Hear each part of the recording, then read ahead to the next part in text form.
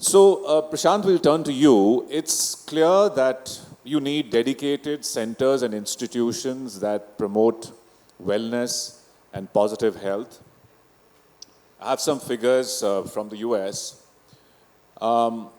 So, the longevity ventures funding has gone up to 4 billion plus in the US in 2022. And the anti-aging drugs and longevity drugs market is actually totally exploding. And that's in the US.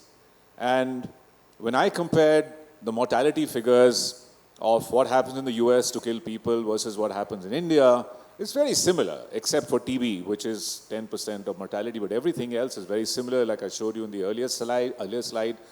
So do you think these institutions need to come up in India? And the reason I ask you is, Prashant is a leading early investor in longevity in India. He believes in the longevity story of India. So tell us about how investors look at this. What boxes do you have to tick to get money to start these centers? Thank you. I think it's more like 7 billion over there. Just Altos Labs got 3.5 billion in 2022. So it's a different orbit there. But I think in longevity, there are broadly investing, there's two spaces in my mind. There's longevity now, and then there's longevity now, and then there is longevity next, right? So longevity now is where I would put maybe these three large areas. One is the longevity clinics you spoke about. I think there's a blurring of lines between the pharmaceuticals and nutraceuticals. So I would put that as second area that we are investing in. The third area is devices for red light therapies, mitochondrial health, hyperbaric, all of these areas, right? And there's a fourth area, which is the most fertile area for investing, which is skin, right? So if you ask me, where has everybody made money in anti-aging today? It is in skin, and whether you believe it or not, if there is one area where age reversal has been demonstrated, it is with skin, right? So let's so right, because you may look very fit and you may be absolutely healthy, but if you look like an old hag, then people will still not know that you're actually healthy inside. Yeah, and important to look good, I guess. And there have been actually trials done where they've looked at, what does the feeling of how you look do to your healthy longevity or health span. It makes a difference. So anyway, that's a whole nother discussion. But I think what's the difference between a longevity clinic and, functional medicine doctors have been there forever. Preventive health has been there forever. What's the difference, right? I think there are two big differences. One, it's the business model, right? The business model is predicated on this idea of membership, right? Why membership? Membership is very important because you need to have longitudinal ownership of your client or your, in this case, not a patient really, somebody that you're working with, right? I like to call them wellness seekers. Yeah, wellness seekers. Now, longitudinal ownership is, is not inherent in our health system, which is very sick care and episodic. I mean, that's the way we kind of look at our in that care patients. And in that case. So I think the membership model is something that is popular now and also called as concierge medicine, whatever. And there's enough proof that these are very, very here and now revenue models. So I think you will get a lot of early money in India go into this area. And you will see a lot of longevity clinics mushroom. But the problem is,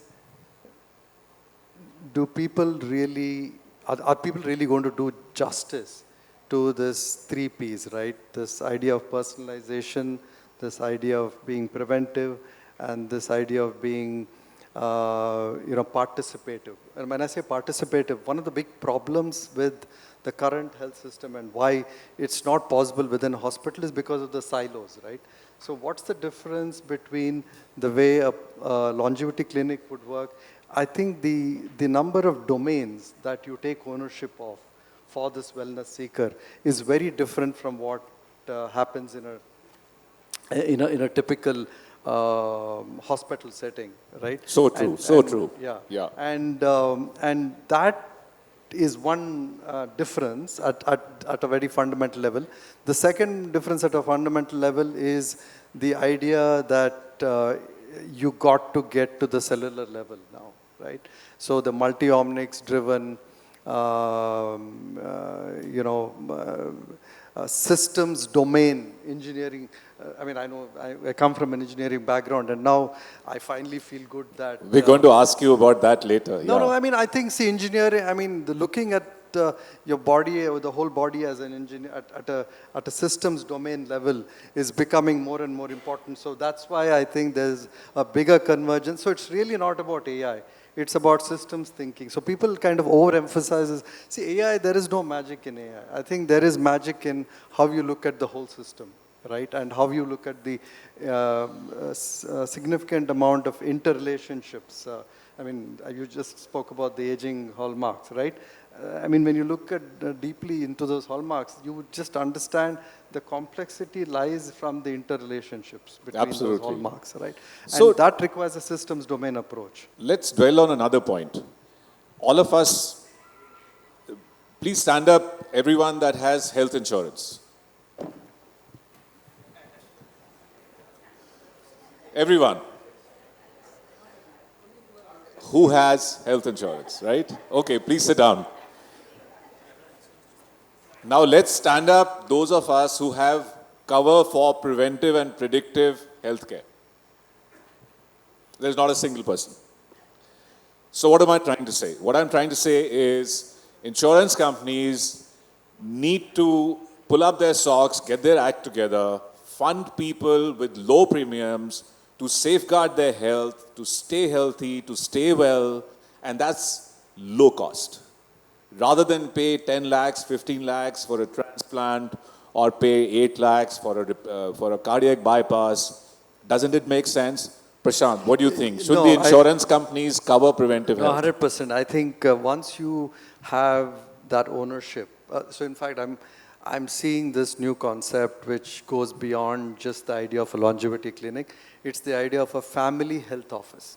How many, let me ask, how many of you have wealth managers managing your wealth in this? There may be more, but people are not ready to admit it. Yeah, so maybe, yeah. So, but we don't have, but really this idea of having a family health office and that ownership, I think, is central to being able to risk profile the family, the individual, and provide the right insurance. So that is happening. So there are just 2 companies that have got funded in the US to provide, in conjunction with a longevity clinic, to be able to, because some of these treatments and some of these nutraceuticals are not cheap, right? But they pay off in the long run. I think you spoke about a lot of these, nutraceuticals, which are, repurposed drugs or some of these areas. But I think there is this need to really personalize, be specific about dosing. There needs to be, so when we talk personalization today, there is no longevity clinic, even in the US, today that can compound and personalize your nutraceuticals, right? True, very true. I think personalized is really the key word.